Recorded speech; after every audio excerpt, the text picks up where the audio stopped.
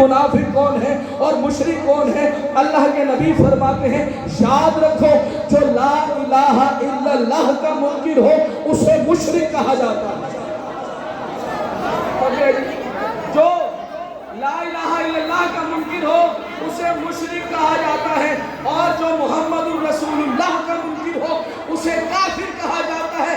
اور مجمع یاد رکھنا، محمد مصطفیٰ نے فرما دیا اور بات کو ختم کر دیا، کہا یاد رکھنا جو علی ولی اللہ کا منکر ہو اسے منافق کہا جاتا ہے۔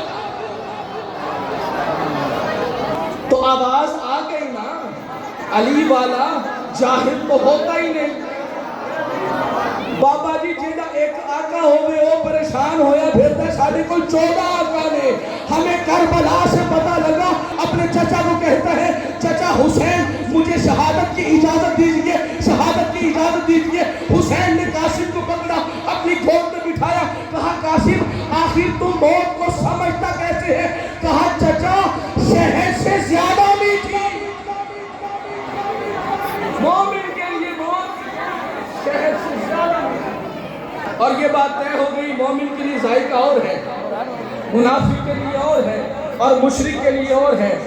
میں اپنے بچوں کو تحفہ دے کر جانا چاہتا ہوں، جس بندے نے ماہ رجب میں اگر کچھ حاصل نہیں کیا تو وہ زندگی بھر حاصل نہیں کر سکتا۔ میں خدا کی قسم اپنے مولا کی شان میں اپنی مرضی سے اپنی عقیدت سے ایک لفظ بھی کہوں، مجھے موت آ جائے، محمد مصطفیٰ فرماتے ہیں یاد رکھنا مجھ محمد کو اللہ نے بتایا ہے کہ رجب مجھ اللہ کا مہینہ ہے۔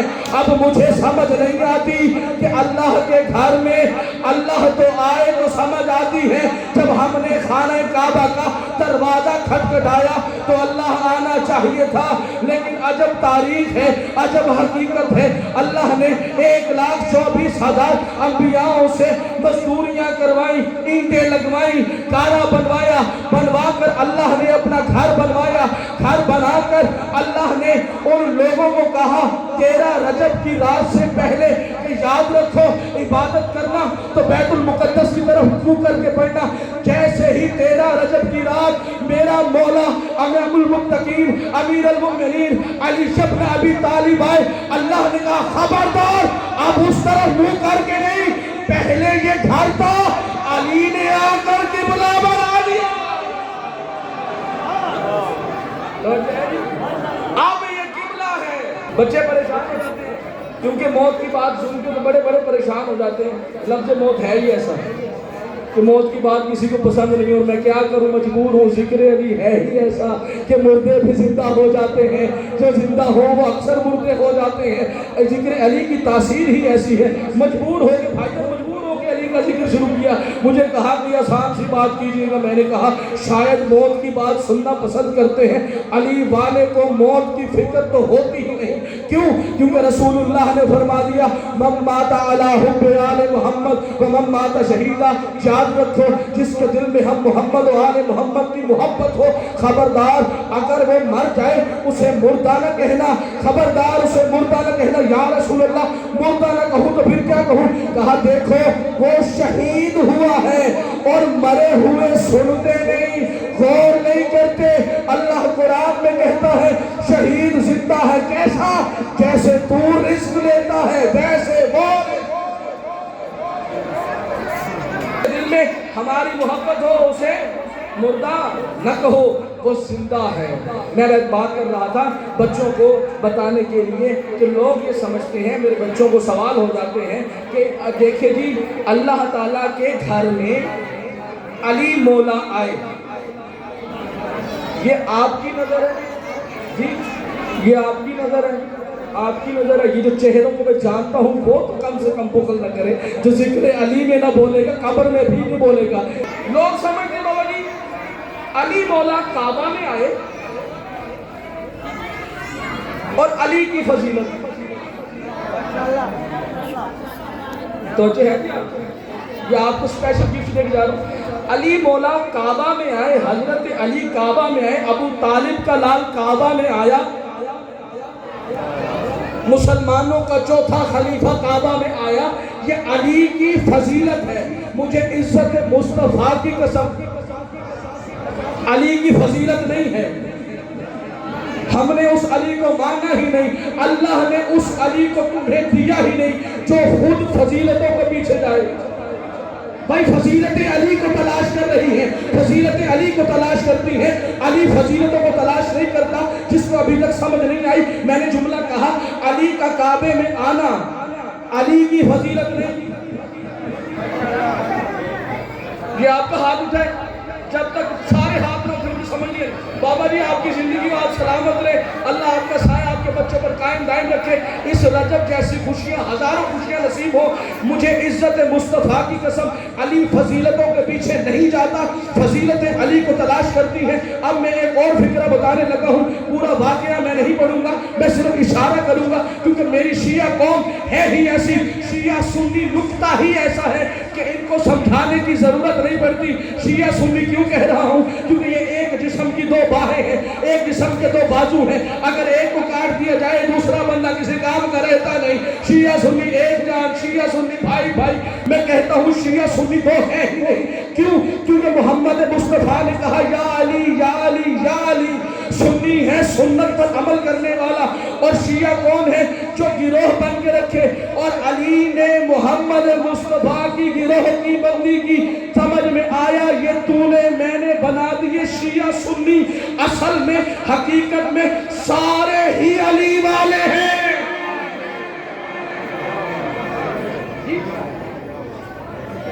علی فضیلتوں کے پیچھے اب اشارہ میں دینے لگو۔ جنگ خیبر تھی، صدیق بھائی آپ کی نظر ہے لیکن بچوں کو بتا کہ میں میسیج دے کے جاؤں۔ جنگ خیبر تھی، 39 دن جنگ ہوئی۔ کیا فکرہ تھا رسول کا؟ جس کو علم دیا چلے جانا بڑی بڑی گل ہے، وہ لگ گل لگا ہار کے آج کوئی گل، چلے جانا بڑی بات ہے۔ ہر بندہ جاتا ہے باری باری، واپس آ جاتا ہے، یا رسول اللہ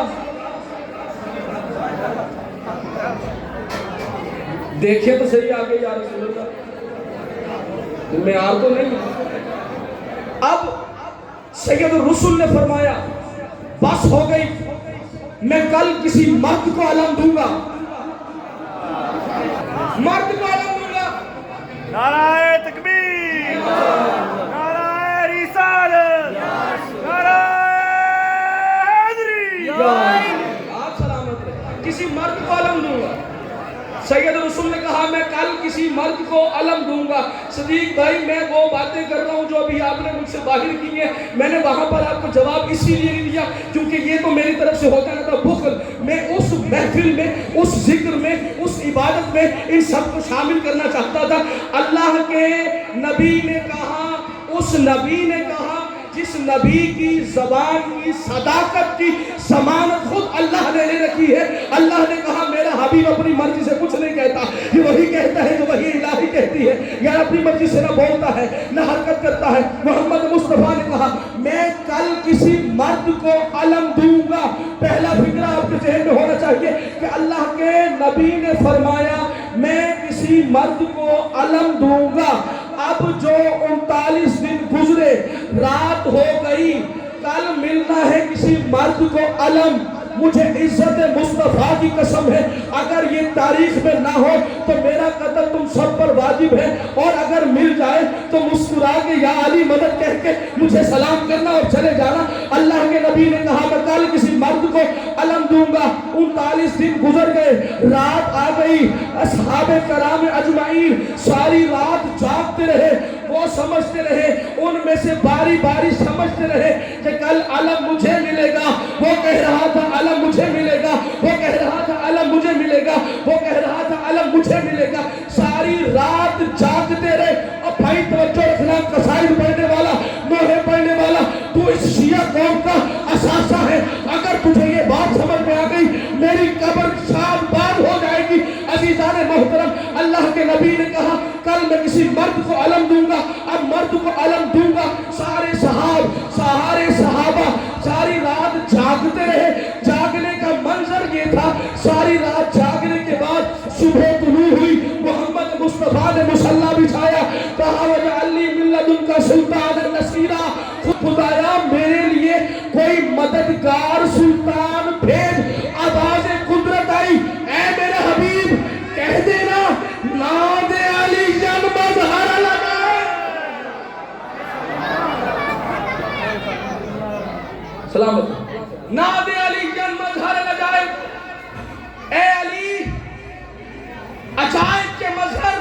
میری مدد کو آ.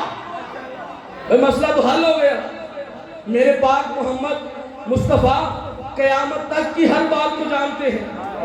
سید الرسول کو پتا تھا ایک زمانہ ایسا آئے گا کہ اے علی تیری مدد کو موذی روتے رہیں گے, ملعون روتے رہیں گے, میں تجھے تیرا مسئلہ حل کرتا جاؤں. بھئی میں نہیں کہتا جاؤ قرآن کی آیت پڑھو وَجَعَلْنِي مِن لَّدُنْكَ سُلْطَانًا نَصِيرًا. سید الرسول نے یہ نہیں کہا یا اللہ مدد.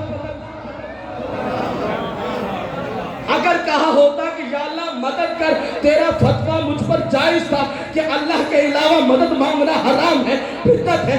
اللہ قرآن میں کہہ رہا ہے وَجَعَلْنِي مِن لَّدُنْكَ سُلْطَانًا نَصِيرًا. محمد مصطفیٰ نے کہا پروردگارا میرے لیے کوئی مددگار سلطان بھیج.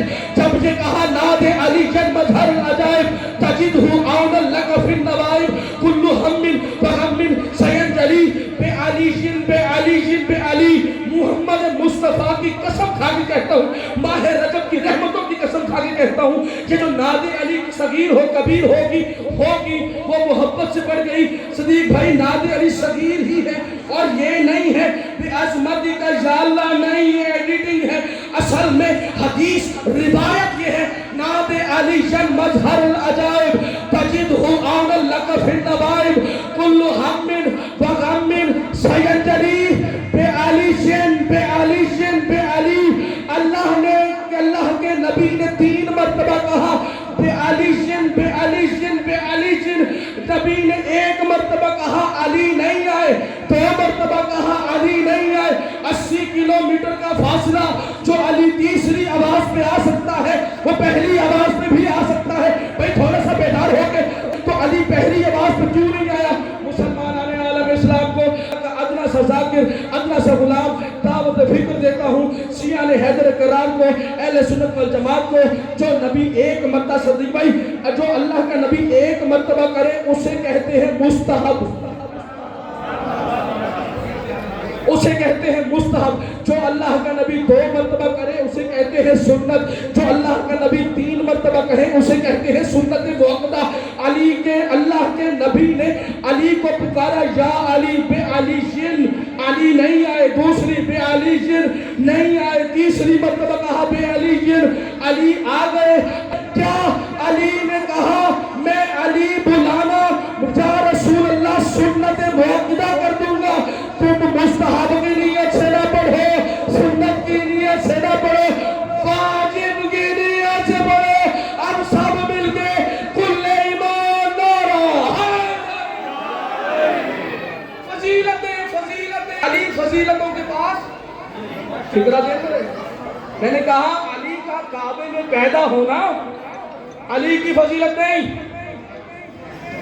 علی کوئی تعین آپ کی چاہیے. نبی نے کہا مرد کو علم دوں گا, نبی نے کہا میں کل مرد کو علم دوں گا. علی نے نہیں کہا میں مرد.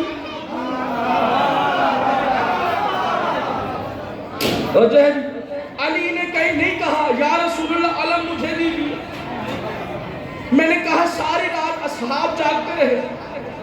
وہ کہتا ہے مجھے علم ملے گا, وہ کہتا ہے مجھے علم ملے گا, وہ کہتا ہے مجھے علم ملے گا. علم ذہن میں ہے, بچوں کو جواب نہیں, میں تحفہ دے کے جا رہا ہوں. خدا کی قسم اگر بچوں نے یہ فلسفہ, یہ جواب, یہ مقصد, یہ مناقب یاد کر لیے, خدا کی قسم وہ وقت واپس آ جائے گا جب شیعہ کا بچہ پوری کائنات میں بھاری نظر آئے گا. تو جو ہے صاحبان کی علم مرد کو دوں گا. ساری رات اصحاب کرام اجمعین, صحابہ کی ہم اتنی عزت کرتے ہیں. اگر اصحاب کرام آسمان پہ ہو تو وہ تارے ہیں, اگر زمین پہ ہو تو وہ ہدایت کے مینارے ہیں, اور اگر وہ محمد کے ہو تو سارے ہمارے ہیں, اور اگر محمد کے نہ ہو تو جہنم کے. نعرہ تکبیر, نعرہ رسالت, نعرہ سب مل کے یا علی آپ کو سلامت رکھے. اصحاب کرام ساری رات صدیق میں جاتے, کل مجھے علم ملے گا. حق بنتا ہے, یہ حق بنتا ہے. صحابی کسی نے صحبت رسول, صحبت میں رہنے والے کو اصحاب کہتے ہیں. ساری رات جاگتے, صبح ہوئی. اب صبح کیا ہوئی کہ صبح فجر شروع ہوئی تو محمد مصطفیٰ نے نماز پڑھی اور ناد علی پکارا، علی آ۔ اب اصحاب کی حالت یہ تھی، رات جاگ جاگ کر صحابہ کرام مجمعین کی آنکھیں لال ہو گئی۔ ایک صحابی نے دوسرے سے پوچھا، کیا ہوا؟ آنکھیں کیوں لال ہیں؟ بھئی آنکھیں کیوں لال ہیں؟ لگتا ہے رات جاگتے رہے ہو کہ علم مجھے ملے۔ یہ تو جو ہے جی، اب اصحاب رات ساری کیوں جاگے؟ علم کے لیے تمام مسلمانان عالم اسلام کے سامنے مجھ سید علی عباس کے عاجزانہ مؤدبانہ ہاتھ جڑے ہیں۔ ہمارے علم نکالنے پر پابندیاں نہ نکالو، ہم پر ایف آئی آر نہ کاٹو، ہم پر بدعت کے فتوے نہ لگاؤ۔ اگر بدعت کے فتوے نکالنے ہیں، ایف آئی آر کاٹنی ہے تو سب سے پہلے اصحابہ کرام پہ لگاؤ، جو ساری رات اگلے دن علم اٹھانے کی خاطر جھانکتے رہے اور اپنی آنکھوں کو سرخ کر کے بیٹھے ہیں۔ میں کہوں گا واہ اصحابہ کرام، آپ نے تو ہمارا مسئلہ حل کر دیا۔ یہ تو لوگ کہتے ہیں علم نہ اٹھاؤ، علم نہ اٹھاؤ۔ جو محمد کے صحابی ہوتے ہیں وہ علم اٹھانے کے لیے ساری رات سب بیداریاں کرتے ہیں کہ کل علم اٹھانا ہے۔ اور علی کو تلاش کرتے۔ اب اس کا وقت آ گیا کہ نتیجہ آپ کے حوالے کروں کہ میں اتنا بڑا دعویٰ کیے بیٹھا ہوں کہ فضیلت علی کے پیچھے آتی ہے، علی فضیلتوں کے پیچھے نہیں آتی۔ قبلہ اگر ایسا نہیں ہے، علی نے کہا کہ مجھے علم دے دو، علم مانگتے تو ہم کہتے کہ علی فضیلت لینے کے لیے علم مانگتے ہیں۔ نبی نے بلایا تھا، کہا کہ میں ایک مرد کو علم دوں گا۔ بھئی فضیلت تب ہوتی کہ علی کے گھر میں فاطمہ زہرا اپنے ہاتھ سے روٹیاں پکا کر علی کو کہتی، علی یہ لیجیے روٹی اور جائیے آسمان پر، عرش پر جا کر فرشتوں کو دے آئیے۔ میں کیا کروں؟ قرآن نے تو ہمارے مسئلے حل کر دیے۔ اب علی فضیلت کے پیچھے نہیں آتا، فضیلت علی کے پیچھے ہوتی ہے۔ کیسے؟ علی کا فضیلت ہونا یہ ایسے ثابت ہے کہ اگر علی کعبے میں آتے ہیں تو کعبہ پہلے اللہ کا گھر ہوتا ہے۔ 13 رجب کی رات علی کعبے میں آ کر اللہ تعالیٰ حکم دلواتا ہے، خبردار بیت المقدس کو چھوڑو، اب تو قبلہ یہ بن چکا ہے۔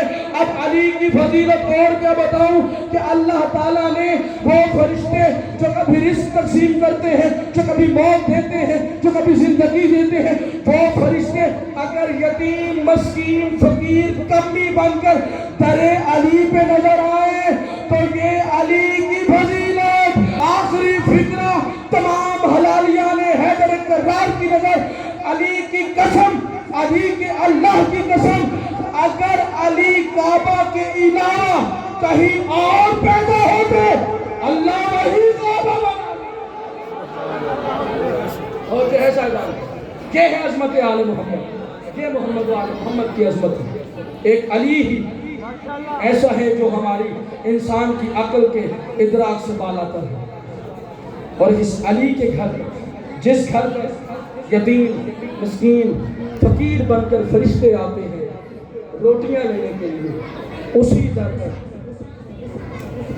محمد کے چاہنے والوں نے، محمد عربی کے چاہنے والوں نے جلتا ہوا دروازہ کھولا۔